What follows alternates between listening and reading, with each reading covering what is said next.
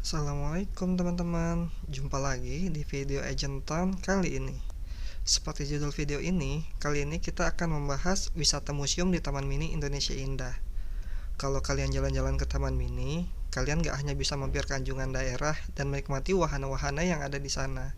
Tapi ternyata di Taman Mini Indonesia Indah pun banyak terdapat museum-museum. Untuk lebih lanjutnya, yuk simak video ini sampai habis. Yang pertama, Museum Indonesia. Museum ini dirancang sebagai bagian dari kesatuan kompleks Taman Mini Indonesia Indah, bertujuan sebagai pusat informasi dan pembelajaran mengenai kebudayaan Indonesia, sebagai satu perhentian untuk belajar mengenai Indonesia.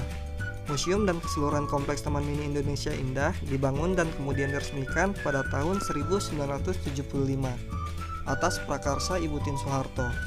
Museum ini dihiasi berbagai ornamen dan patung Bali dan bergaya arsitektur Bali yang sangat indah. Beberapa gapura besar bergaya padu raksa dan candi bentar atau gerbang terbelah khas Bali. Demikian pula beberapa menara sudut menghiasi kompleks museum. Taman dan bangunan museum mengambil tema kisah Ramayana. Misalnya jembatan menuju bangunan utama berbentuk ular naga dan wanara. Pasukan kera yang membangun jembatan menuju Alengka. Bangunan utama terdiri atas 3 lantai yang berdasarkan pada falsafah Bali Trihita Karana.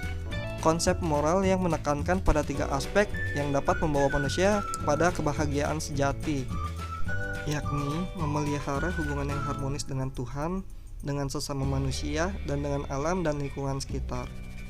Ruang pamer permanen Museum Indonesia memamerkan koleksi yang terbagi atas 3 bagian, yang masing-masing terletak di 3 lantai.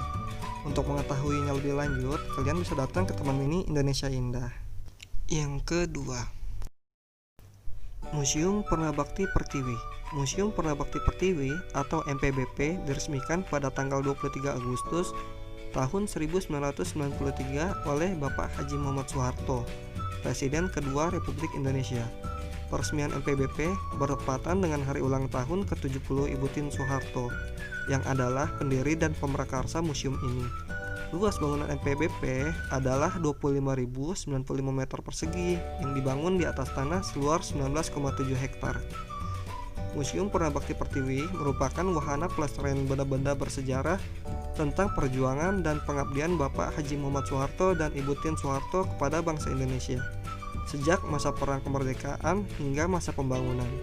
Sebagai objek wisata edukasi yang bermatra sejarah, museum ini juga menyimpan benda-benda seni bermutu tinggi yang diperoleh Bapak Soeharto dan Ibu Tien Soeharto dari berbagai kalangan, baik rekan maupun sahabat sebagai cenderamata.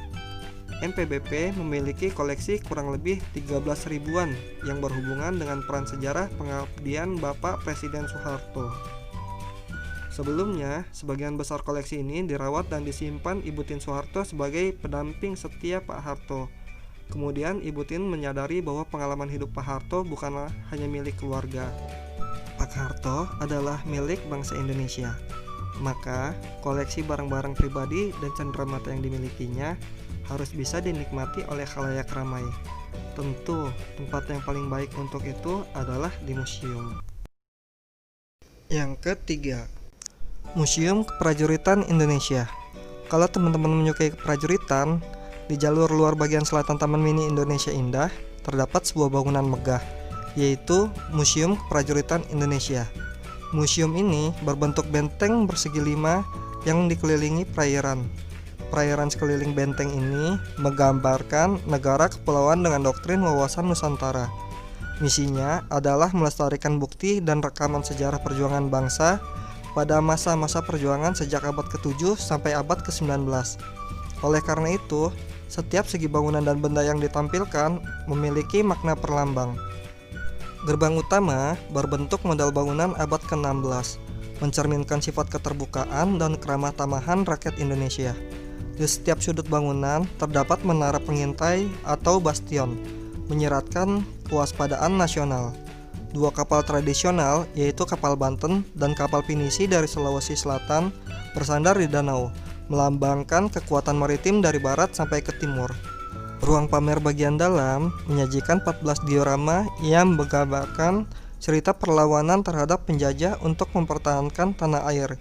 Juga terdapat tiruan senjata, meriam, pakaian perang, panji-panji, formasi tempur, serta boneka Praga yang mengenakan busana prajurit tradisional. Setiap bulan Oktober, dalam rangka memperingati Hari Sumpah Pemuda, museum menyelenggarakan kegiatan pawai prajurit tradisional yang diikuti oleh berbagai daerah provinsi di Indonesia. Keempat, Museum Transportasi. Museum Transportasi adalah lembaga milik Departemen Perhubungan Republik Indonesia dengan maksud mengumpulkan, memelihara, meneliti, memamerkan bukti sejarah dan perkembangan transportasi serta peranannya. Tujuannya memberikan informasi dan tambahan pengetahuan kepada para pengunjung mengenai transportasi dan sejarah perkembangan teknologi transportasi sekaligus sebagai tempat rekreasi yang edukatif. Pameran diselenggarakan di dalam dan di luar ruangan. Pameran di dalam ruang dibagi dalam beberapa ruangan yang seolah-olah merupakan bangunan tersendiri, disebut modul. Terdiri atas modul pusat, modul darat, modul laut, dan modul udara, baik dengan benda asli, tiruan, miniatur, foto, maupun diorama. Pameran luar statis menampilkan berbagai jenis lokomotif generasi pertama perusahaan kereta api Indonesia, termasuk rel kereta api dan terowongan, kereta api luar biasa atau KLB yang digunakan Presiden dan Wakil Presiden RI pertama Soekarno-Hatta pada waktu pemerintah RI hijrah dari Jakarta ke Yogyakarta, bus yang pernah dioperasikan di Indonesia, serta pesawat udara jenis DC-9 PK-GNT milik Garuda Indonesia yang pernah melayani penerbangan ke negara-negara ASEAN dan Australia. Di samping itu, terdapat sebuah rangkaian kereta api terdiri atas lokomotif dan 2 gerbong kayu sebagai sarana hiburan bagi pengunjung. Kelima, Museum Listrik dan Energi Baru. Museum Listrik dan Energi Baru atau Museum LEB adalah salah satu museum sains yang menyajikan koleksi peragaan tentang energi dan listrik yang berada di Taman Mini Indonesia Indah.